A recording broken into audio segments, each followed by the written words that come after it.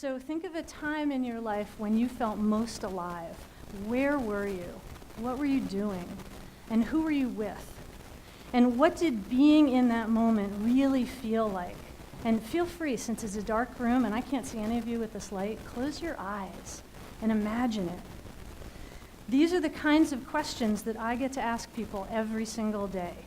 And the wonderful thing is that because I'm a life coach, they don't throw martinis in my face and they don't slap me. They usually pause and then they think for a minute, and I get some of the most amazing answers I've ever heard and incredible stories, much like the ones we're hearing tonight. So here's a question for you all to think about. Think of a challenge that you're trying to meet or thinking about wanting to meet in this next year, or something that you really want to bring to forth or bring to creation. What in the past have you done that you can use to bring that forward now? What's one challenge that you've met in the past that can help you meet this new challenge today? And what would you do differently than you did in the past? By the way, I'm also an introvert. And so introverts like to do things like making reading dates and hiking dates and lunch dates with ourselves. And so I love walking along sunset beaches, I love live music, and I love laughing at kittens. I also really love asking lots of questions. So here's another one for you. Thinking about that thing that you want to accomplish, right? What's one of the pieces, if you think about it now, that would really be the most heartfelt way that you could bring that forward? So go deep in your heart and just ask, what's my heart desire for this? Okay? Here's the great thing, is that it doesn't matter what you choose right now. I promise it's not carved in stone, because you haven't told it to anybody yet. So I want the world to be a happier place.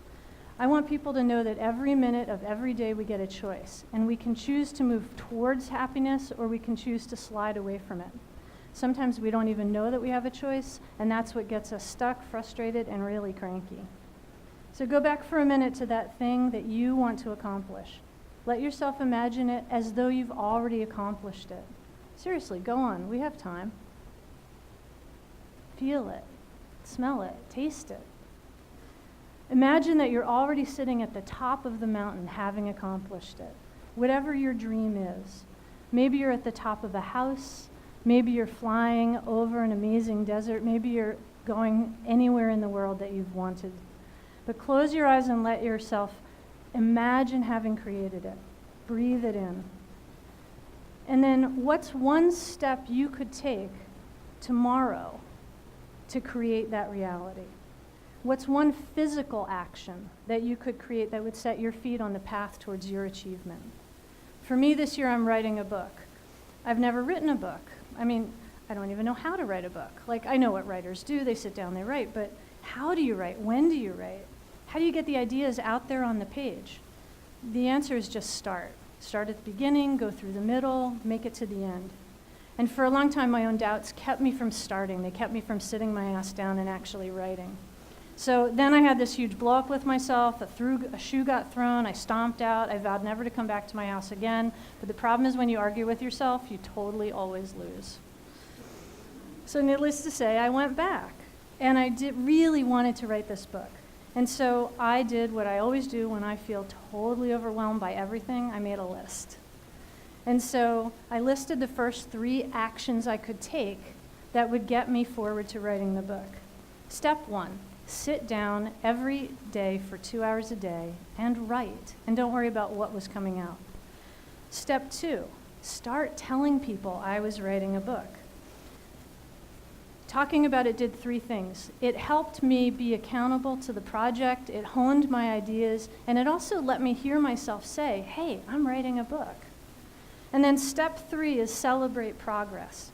My celebrations include chocolate, chai lattes, dancing around my living room, and stars. Not kidding on the gold stars. My kindergarten teacher had it right. Those things are super magical. So back to you. What are 3 steps that you could take to move yourself closer to your goal? Again, take a moment, close your eyes, and think about it.